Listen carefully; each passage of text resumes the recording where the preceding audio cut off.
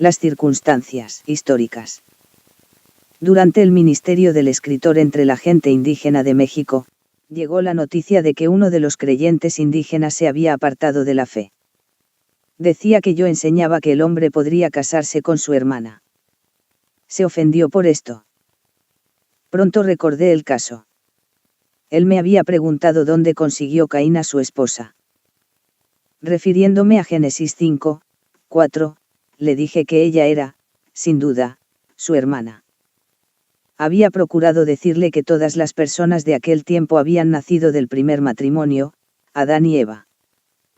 Pero este creyente indígena no pudo entender la situación histórica, se equivocó también, creyendo que lo que era necesario o aceptable en la historia antigua podría hacerse en la actualidad. De vez en cuando encontramos pasajes bíblicos cuyo sentido completo se nos escapa, aun cuando su mensaje principal sea claro. Con frecuencia tales textos se aclaran cuando entendemos las circunstancias históricas. Esto puede incluir las maneras y costumbres, las leyes y la filosofía de la gente, su historia, geografía, leyendas, artes y artesanías, herramientas y todo lo que incluía su cultura. Esta información se podrá encontrar en libros de consulta que describen los tiempos antiguos. El intérprete hará bien consiguiendo varios libros de este tipo, tales como los que se mencionan en la lista de libros recomendados para la biblioteca del intérprete. De otra manera, el estudiante debe reservar una libreta especial en la que apunte datos de esta índole. Cuando encuentra alguna circunstancia que explica algún texto difícil, debe apuntar en ella la cita bíblica, la circunstancia que lo explica, junto con la fuente de su información. Así podrá localizar los datos más tarde. Luego, de esta libreta debe pasar los datos a un archivo más permanente. Será conveniente estudiar la vida diaria de los judíos. Su ley, no solamente la de Moisés, sino la ley tradicional escrita en el Talmud, su historia, tanto de los libros apócrifos 2 y la historia secular, como de la Biblia misma. Todos los datos que puedan explicar los textos difíciles, deben apuntarse en la libreta, y guardarse en el archivo especial. Los siguientes pasajes ilustran la manera en que el entendimiento de las circunstancias contribuye a la interpretación correcta. El consejo que Raquel le dio a Jacob, puede confundir u ofendernos.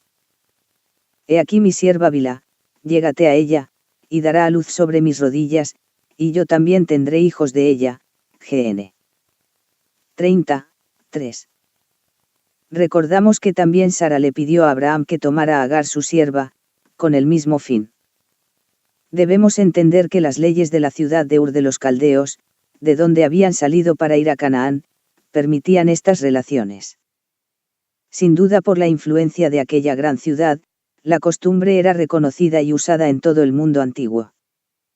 En Génesis 31, 19 leemos que Raquel hurtó los ídolos de su padre, y no estamos seguros de por qué lo hizo. A primera vista parece que quería usarlos en su culto particular. Pero si esta fuera la única razón o la verdadera, dejaría sin explicar la seriedad del acto, es decir, por qué Labán se enojó tanto por la pérdida de ellos. ¿Acaso perseguiría a Jacob y a su familia para recobrar unos cuantos ídolos de barro? Según el texto hebreo, los ídolos eran realmente terafines y los terafines no eran solamente ídolos, eran objetos asociados con el hogar.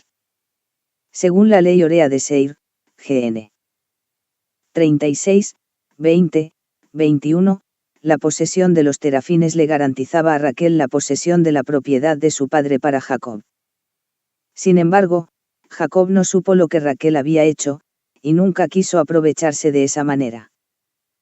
En Deuteronomio 27, 11-14 leemos que Moisés ordenó que la mitad de la gente se parara sobre el monte Gerizim para bendecir a la nación. Y que la otra mitad estuviera sobre el monte Ebal para pronunciar la maldición, hablando en alta voz. Surge la duda. ¿Cómo podrían hablar para que su voz se oyera desde la ladera de un monte hasta la del otro? Aun cuando un grito en la serranía se puede oír desde lejos, no es fácil entender las palabras. En este caso los dos montes mencionados están tan cerca el uno al otro, que se puede oír la voz en la forma indicada. Y cuando consideramos que no era una sola voz sino la de una multitud hablando en concierto, las palabras de bendición y maldición debieran entenderse con suficiente claridad. Observemos que este problema se ha resuelto considerando las varias circunstancias bajo las cuales las palabras fueron dichas. Una circunstancia semejante se ve en Jueces 9, 7, donde leemos que Jotam se puso en la cumbre del monte de Gerizim, y alzando su voz clamó a los habitantes de Siquelm que estaba situado más abajo. ¿Cómo podría ser oída su voz desde la cumbre de Gerizim hasta el pueblo de Siquelm? Resulta que hay una cumbre no muy alta sobre el pueblo y una prominencia donde Jotam podía haberse colocado para hablar como afirma el texto. En este caso, como en el otro, el problema está resuelto por medio del conocimiento de la topografía de aquella región. En algunos casos el Antiguo Testamento mismo contiene la explicación de algunos puntos oscuros de la historia del Evangelio. En la parábola del tesoro escondido, Mt. 13:44, el comportamiento del hombre que encontró el tesoro en el campo se pone en duda. Compró el terreno para hacerse dueño del tesoro que encontró.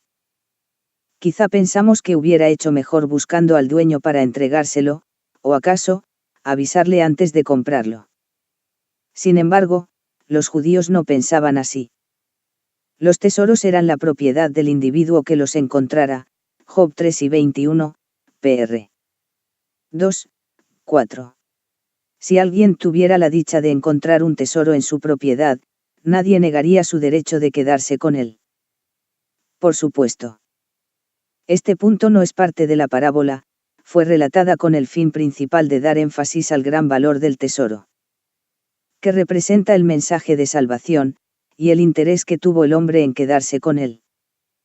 Otro caso semejante ocurre en Mateo 12, 1, donde leemos que Jesús y sus discípulos arrancaron espigas de trigo al pasar por un sembrado, cuyo dueño era desconocido. Era lícito comer así de lo ajeno. No fue una especie de hurto, aunque sin mucha importancia. La ley judía permitía al caminante o forastero hambriento coger del grano para comerlo, aunque no le permitía cosecharlo, dt. 23-25. Esa ley fue hecha para el bien público, en reconocimiento de las bases espirituales de la vida nacional. Jesús y sus discípulos no cometieron ninguna falta contra la ley de Dios ni en contra de los hombres. Las costumbres usadas entre los judíos también explican algunas cosas extrañas. En Lucas 10 leemos de la ocasión cuando el Señor envió a los 70 a anunciar el Evangelio, dándoles también algunas instrucciones para su viaje. En el 5:4 dice: Y a nadie saludéis por el camino. Nos extraña que el Señor haya requerido algo aparentemente antisocial en la obra de anunciar el mensaje de Dios. Pero los saludos de aquellos tiempos eran muy largos. Al encontrarse en el camino los judíos se saludaban con un lento salom, paz, doblegándose desde la cintura hacia el lado derecho. Luego lo repetían hacia el lado izquierdo. Seguía, entonces, una plática amistosa sobre los asuntos del día, y al separarse, se saludaban como al principio. Los saludos solían durar media hora o más.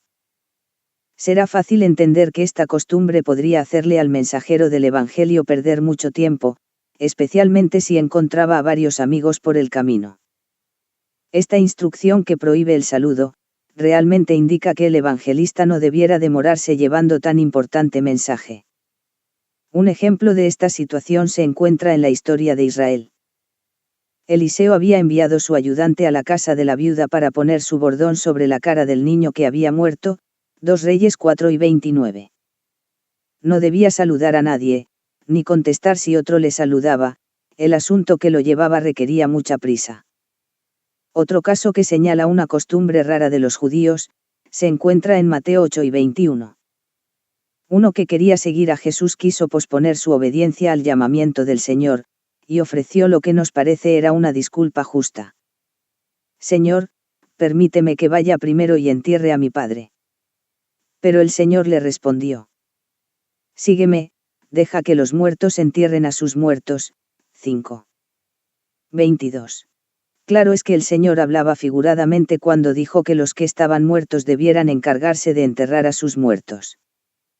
Se refería a los que estaban muertos espiritualmente, ellos debían cumplir los deberes familiares y sociales al respecto. Pero esto no es el problema principal. ¿Por qué no permitió el Señor que este discípulo enterrara a su padre? La razón es que su padre no había muerto. La expresión enterrar al padre no tenía relación con el acto de sepultar su cadáver, sino con su continuada presencia en casa hasta la muerte del padre. Este hombre quería aplazar su obediencia al Señor hasta que cumpliera con su imaginada obligación a su padre mientras viviera. El Señor dijo que dejara ese cumplimiento a los que no habían experimentado la vida espiritual ni oído el llamado del Señor a su servicio. El estudiante debe familiarizarse con las costumbres de los hebreos antiguos, y con toda circunstancia que pueda afectar la interpretación de las Escrituras.